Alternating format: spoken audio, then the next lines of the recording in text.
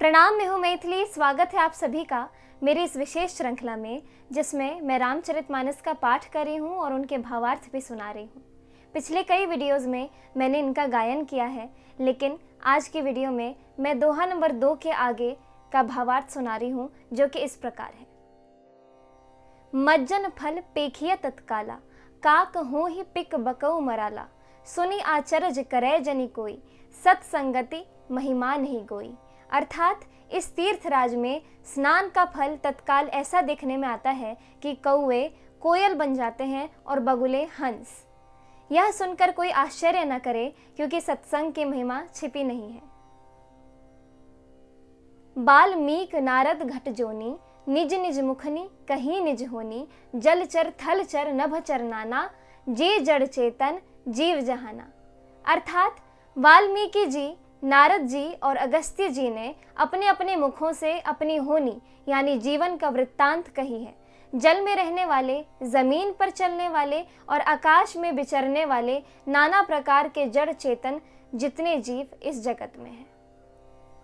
मति की रति गति भूति भलाई, जब जही जतन जहां जही पाई, सो जानब सत्संग प्रभाव, लो कहूँ वेद न आन उपाऊ। अर्थात उनमें से जिसने जिस समय जहां कहीं भी जिस किसी यत्न से बुद्धि, कीर्ति, सद्गति, विभूति यानी ऐश्वर्य और भलाई पाई है, सो सब सत्संग का ही प्रभाव समझना चाहिए। वेदों में और लोक में इनकी प्राप्ति का दूसरा कोई उपाय नहीं है। बिनु सत्संग विवेक न होई, राम कृपा बिनु सुलभ न सोई, सत्संगत मुद मंगल मूला, सोई फल सिद्धि सब साधन फूला। अर्थात सत्संग के बिना विवेक नहीं होता और श्री राम जी की कृपा के बिना वह सत्संग सहज में मिलता नहीं। सत्संगति आनंद और कल्याण की जड़ है। सत्संग की सिद्धि यानी प्राप्ति ही फल है और सब साधन तो फूल है। सठ सुध रही सत्संगति पाई, पारस परस कुधात सुहाई, विधि बस सुजन कुसंगत परहि, फनि मनि सम निज गुण अनुसरहि। अर्थात दुष्ट भी सत्संगति पाकर सुधर जाते हैं। जैसे पारस के स्पर्श से लोहा सुहावना हो जाता है यानी सुंदर सोना बन जाता है, किंतु दैव योग से यदि कभी सज्जन कुसंगति में पड़ जाते हैं तो वे वहां भी सांप की मणि के समान अपने गुणों का ही अनुसरण करते हैं। अर्थात जिस प्रकार सांप का संसर्ग पाकर भी मणि उसके विष को ग्रहण नहीं करती तथा अपने सहज गुण प्रकाश को नहीं छोड़ती, उसी प्रकार साधु पुरुष दुष्टों के संग में रहकर भी दूसरों को प्रकाश ही देते हैं। दुष्टों का उन पर कोई प्रभाव नहीं पड़ता। विधि हरिहर कवि को विदबानी, कहत साधु महिमा सकुचानी, सो मोसन कहीं जात न कैसे, साक बनिक मनि गुण गण जैसे। अर्थात ब्रह्मा, विष्णु, शिव, कवि और पंडितों की वाणी भी संत महिमा का वर्णन करने में सकुचाती है। वह मुझसे किस प्रकार नहीं कही जाती। जैसे साग तरकारी बेचने वाले से मणियों के गुण समूह नहीं कहे जा सकते। दोहा नंबर 3 क, बंदौ संत समान, चित अनहित नहीं कोई, अंजलि गत शुभ सुमन जिमी, सम सुगंध कर दोई। अर्थात मैं संतों को प्रणाम करती हूँ जिनके चित्त में समता है, जिनका न कोई मित्र है न कोई शत्रु। जैसे अंजलि में रखे हुए सुंदर फूल, जिस हाथ ने फूलों को तोड़ा और जिसने उनको रखा, उन दोनों ही हाथों को समान रूप से सुगंधित करते हैं। वैसे ही संत शत्रु और मित्र दोनों का ही समान रूप से कल्याण करते हैं।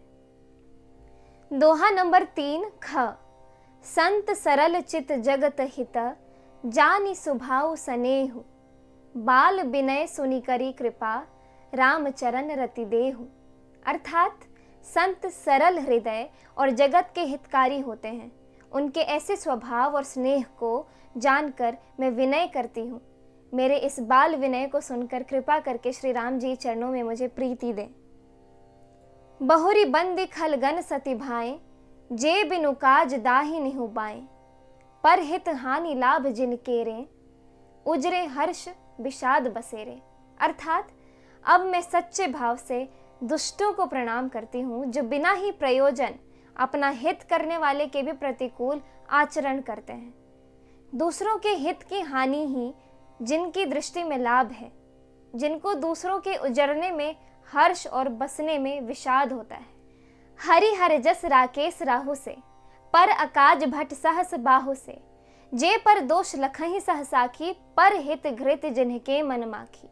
अर्थात जो हरि और हर के यश रूपी पूर्णिमा के चंद्रमा के लिए राहु के समान है।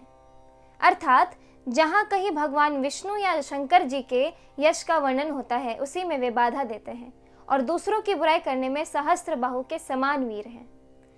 जो दूसरों के दोषों को हजार आंखों से देखते हैं और दूसरों के हित रूपी घी के लिए जिनका मन मक्खी के समान है, अर्थात जिस प्रकार मक्खी घी में गिरकर उसे खराब कर देती है और स्वयं भी मर जाती है, उसी प्रकार दुष्ट लोग दूसरों के बने बनाए काम को अपनी हानि करके भी बिगाड़ देते हैं।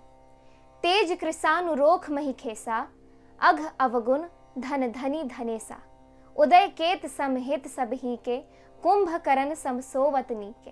अर्थात जो तेज यानी दूसरों के जलाने वाले ताप में, अग्नि और क्रोध में यमराज के समान है, पाप और अवगुण रूपी धन में कुबेर के समान धनी है, जिनकी बढ़ती सभी के हित का नाश करने के लिए केतु पुच्छल तारे के समान है और जिनके कुंभकर्ण की तरह सोते रहने में ही भलाई है।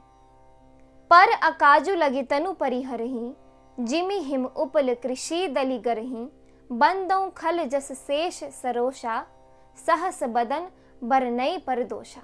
अर्थात जैसे ओले खेती का नाश करके आप भी गल जाते हैं, वैसे ही वे दूसरों का काम बिगाड़ने के लिए अपना शरीर तक छोड़ देते हैं।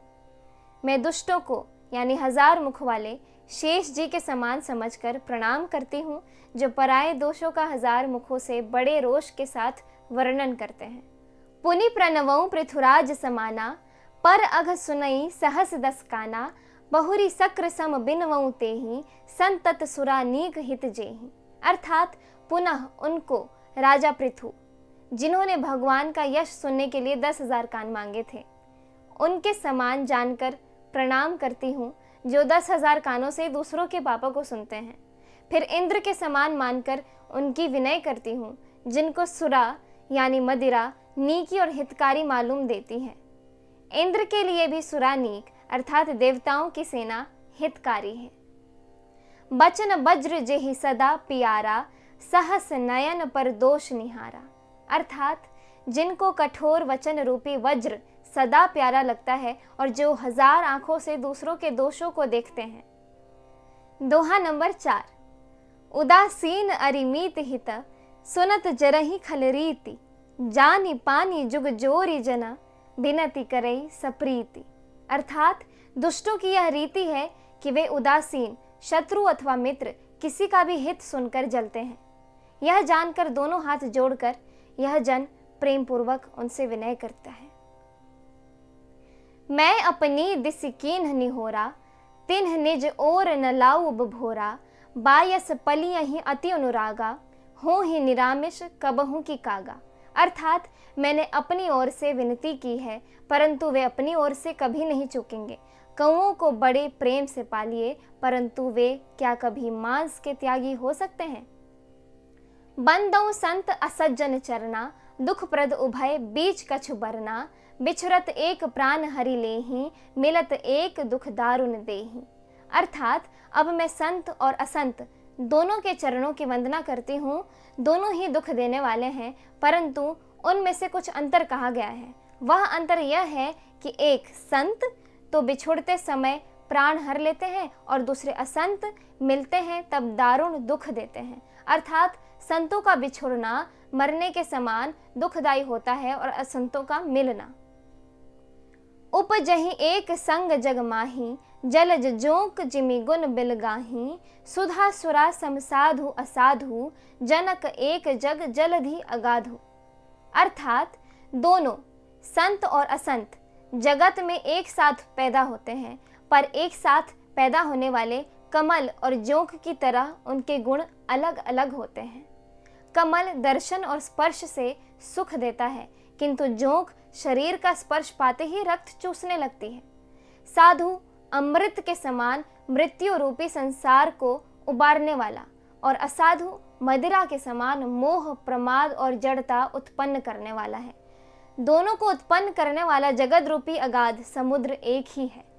शास्त्रों में समुद्र मंथन से ही अमृत और मदिरा दोनों की ही उत्पत्ति बताई गई है। भल अनभल निज निज करतूती, लहत सुजस अपलोक विभूति। सुधा सुधा कर सुर सरि साधु, गरल अनल कलिमय सरि व्याधु। गुण अवगुण जानत सब कोई, जो जहि भाव नीक तेहि सोई। अर्थात भले और बुरे अपनी अपनी करनी के अनुसार सुंदर यश और अपयश की संपत्ति पाते हैं।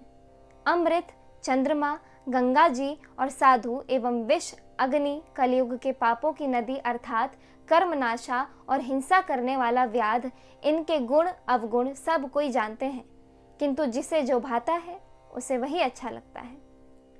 दोहा नंबर 5। भलो भलाई ही पै लही, लही नीचाई ही नीच। सुधा सराहिय अमरता, गरल सराहिय मीचु।